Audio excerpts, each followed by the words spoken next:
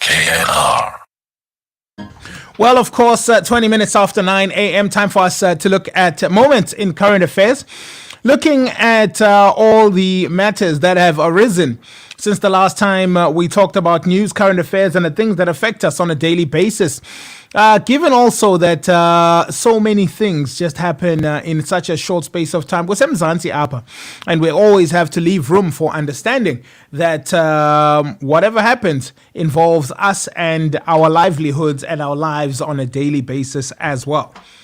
Starting with that, the continued closure of 29 border posts across South Africa has led to the destruction of local economies, resulting in businesses being forced to shut down, job losses, and families being separated. Sowetan spoke to communities in Limpopo who live close to the Stockport border in Lephalale, which has remained closed for the past 2 years, even after COVID-19 restrictions on travel were lifted. The closure of Stockport on the Botswana border has affected livelihoods.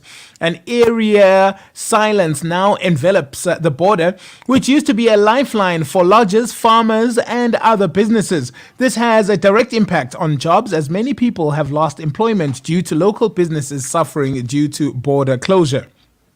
Now, frustrated business owners Wanda and Willem Dutoy say they have had to shut down some of their operations, including a cafe situated next to the border gate, while their cattle feed exports to Botswana have also ceased, resulting in them having to retrench 11 people.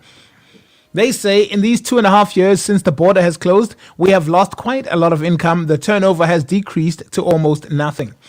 She said all of the workers who were retrenched in the area had returned to their home villages outside Lephalale after giving up hope that the border would ever open again. Wanda said the business was heavily reliant on travelers between the two countries. Very unfortunate spin-offs of course, situations that were definitely of a global impact and that have finally come back to roost in many of the areas that are currently still affected.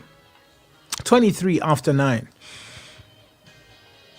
2 people in Ghana have died from the highly contagious Marburg virus, which causes illnesses similar to Ebola. Tests came back positive for Marburg in 2 cases where the patients died at the end of June, prompting Ghana to declare its first ever outbreak of the virus. Marburg, named after the town in Germany where the first case was recorded, is a very infectious disease that causes fever and other symptoms similar to Ebola. It spreads through direct contact with bodily fluids of infected people and surfaces. 2 patients in southern Ghana's Ashanti region both had symptoms including diarrhea, fever, nausea, and vomiting before dying in hospital, the World Health Organization said in a statement on Monday. Now, health authorities have responded swiftly, getting a head start preparing for a possible outbreak. This is good because without immediate and decisive action, Marburg can easily get out of hand, said Matsidi Somweti, WHO's regional director for Africa. Marburg virus disease, formerly known as Marburg hemorrhage fever, is a fever or severe, often fatal illness in human beings. According to the WHO, it is transmitted to humans from contact with fruit bats, a natural host of virus, and then the spreads from human to human contact with bodily fluids of infected people and infected surfaces and materials. Initial symptoms begin abruptly with high fever, headache, and tiredness, and muscle aches and pains as a common feature. On the 3rd day of illness, patients can suffer from diarrhea, abdominal pain, nausea, and vomiting. Between days 5 and 7, many patients develop severe hemorrhagic manifestations, meaning bleeding with fatal causes, usually involving some form of bleeding, often from multiple areas. Patients start vomiting blood or to see it in their feces, but then they can also bleed from their nose, gums, and private areas. In fatal cases, death usually occurs around 8 or 9 days after the initial symptoms. Very scary indeed. The Marburg virus.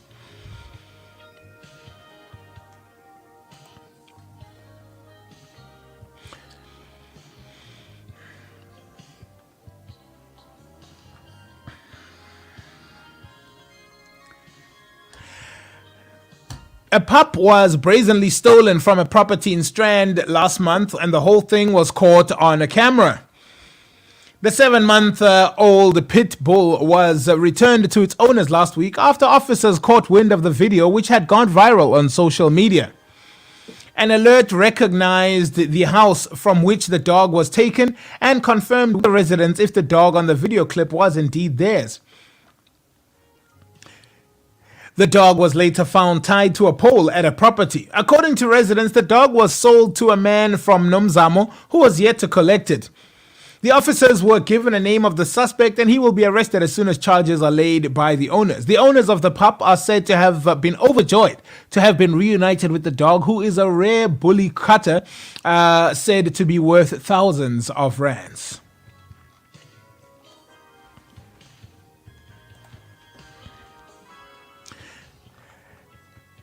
The son and family of Deputy Minister Sindisiwe Chikunga were all killed in a tragic car accident. Chikunga's son was traveling with his wife and 4 children when they got into a collision on Sunday night. None of them made it out alive. The Deputy Minister of Transport received the shocking and devastating news of the passing of her son, but the accident also killed her daughter-in-law and 4 grandchildren, said spokesperson Colin Msibi. Chikunga is on her way to KwaZulu-Natal to identify the remains and determine the full facts of the accident. Paramedic services ER24 attended to an accident scene on the N11 outside Ladysmith on the same night. At around 9:15 p.m., they found a car and a bakkie had collided head-on just outside of Ladysmith.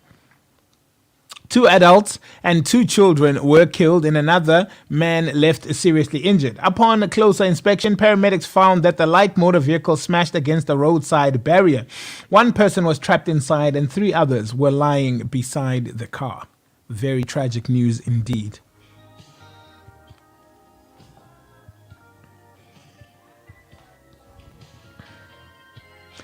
The state officials were visiting a scene of a deadly shooting when they came across a man being beaten by residents. Western Cape Police Commissioner Thembisile Patekile and Western Cape Community Safety MEC Reagan Allen were confronted with vigilantism while visiting Khayelitsha.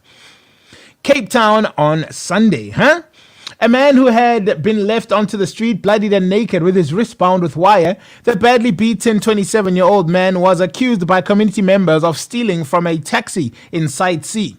The officials and their entourages were visiting Intango Street, where 3 people had been shot dead the previous night, when they came across a crowd cheering as 2 people believed to be taxi drivers beat the man they accused of being a thief. Now, the man was covered in blood lying in the street. Police covered him with a plastic sheet and a jacket. He was taken to a hospital by police about 30 minutes later. The 2 men that beat him were put in the back of a police van. The 2 attackers are due in Khayelitsha Magistrates Court soon on assault charges, said the Western Cape SAPS spokesperson Andre Trout. He said Khayelitsha detectives at the scene had put an end to mob justice. A resident who asked to remain anonymous said the community was tired of the police's failure to solve crime in Khayelitsha. You never see police patrolling Site C to protect us. They wait for criminals to steal and then come and save the criminals when we are fixing them, she said. After witnessing the assault, Patekile said it was a sign that people have lost faith or hope in the police. They thought they were doing the right thing, but now they are in the wrong and are arrested. The men will be charged and have criminal records. We are even witnesses in this case. On Monday, Police Minister Bheki Cele, Home Affairs Minister Aaron Motsoaledi, and the Minister in the Presidency, Mondli Gungubele, are to attend a crime and community imbizo in Khayelitsha. The event is in response to an increased number of contact crimes in the township, including mostly multiple shooting incidents over the weekends.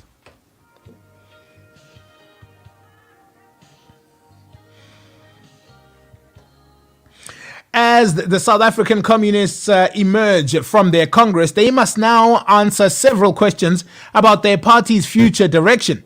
What is the real role and should it be in South African politics today? Does it still want to change the direction of our country or to have a seat in the room where things get decided? Or should it merely exist as an ideological voice?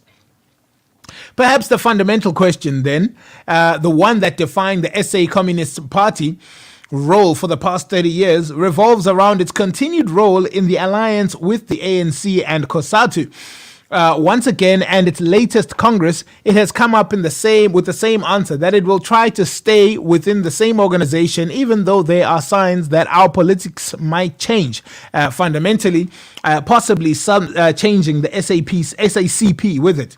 Now, the SACP Congress will probably be the best remembered at the end of Blade Nzimande's era, at the start of a new one under Soli Mapaila. It's not quite so simple, of course. Mapaila has been at the top leadership of the party for the past 10 years, and Nzimande assumed the role of the national chair of the party. There is another notable change, that the Deputy Finance Minister David Masondo was elected unopposed as the second Deputy Secretary.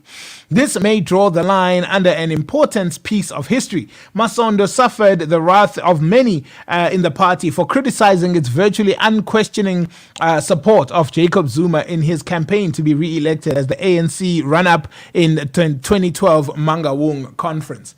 This also means that we could see some policy issues or policy differences playing out or playing themselves out on the scale when the tripartite alliance has then to move forward and see how they operate.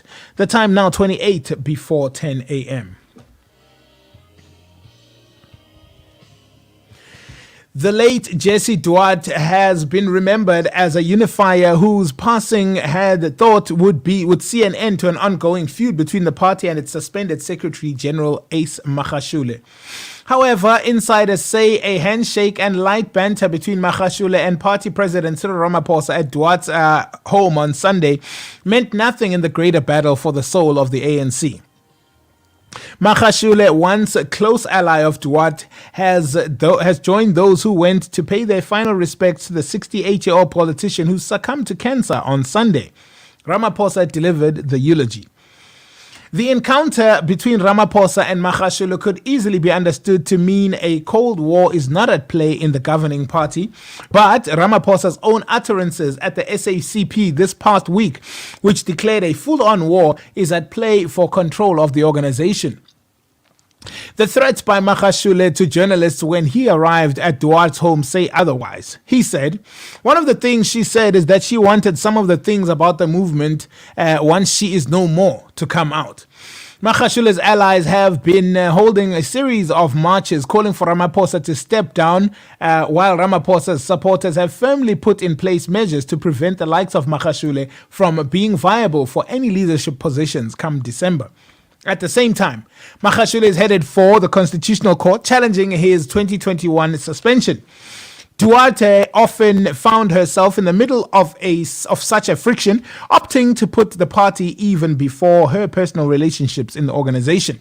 This week, different ANC leaders will attempt once more to put aside their differences as they gather in her honor to celebrate her life. In sports, Banyana are through to the 6th Women's Africa Cup of Nations final after seeing off a stubborn Zambian side in the semis. The Copper Queens surprised Banyana in their first half with a solid game plan as they denied their more fancied opponents space and time on the ball. However, in the second half, both sides created a few goal-scoring opportunities before South Africa were awarded a soft penalty. Jermaine Seposenwe was fouled in the box and the VAR intervened. Player Linda Matlao coolly converted the resultant spot kick on the stroke of full time.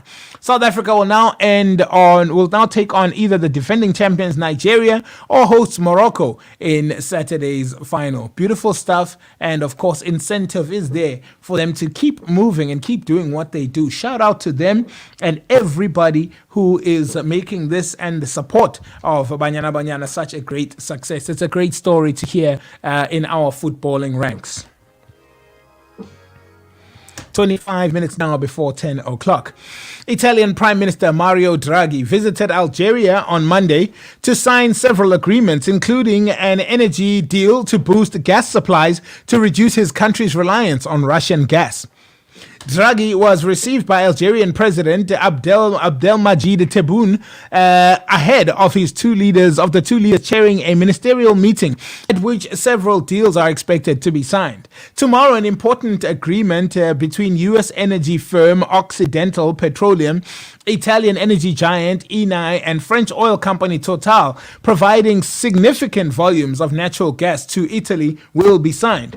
He was referring to a deal reported on Friday by Algeria's APS News to raise gas deliveries to Italy by an extra 4 billion cubic meters this year. Italy buys the majority of its natural gas from abroad, with some 45% of its imports historically coming from Russia. But Rome has increasingly looked to Algeria, historically its second biggest supplier, to reduce that dependence after the war in Ukraine sparked sanctions against Moscow and sent energy prices soaring. Algeria has therefore supplanted Russia to become, in recent months, the biggest supplier of gas to Italy, Draghi told reporters on Monday. The two countries also expect to sign accords to bolster judicial, industrial, and cultural cooperation, according to Draghi's office. Now, Draghi previously visited Algeria in April when he concluded a deal increasing Algerian deliveries to Italy through the Transmed pipeline by up to 9 billion cubic meters per year to 2023 to 2024. In May, Eni signed a memorandum of understanding with Algeria's Sonatrach to boost gas exploration in the North African country. The MOU will allow Sonatrach to evaluate the gas potential of opportunities for accelerated development, a specific field discovered by Sonatrach. Algeria is Africa's biggest gas exporter and supplies about 11% of the natural gas consumed in Europe. Ladies and gentlemen, let's see what all the fuss is about. From the states of Africa, we've got you covered.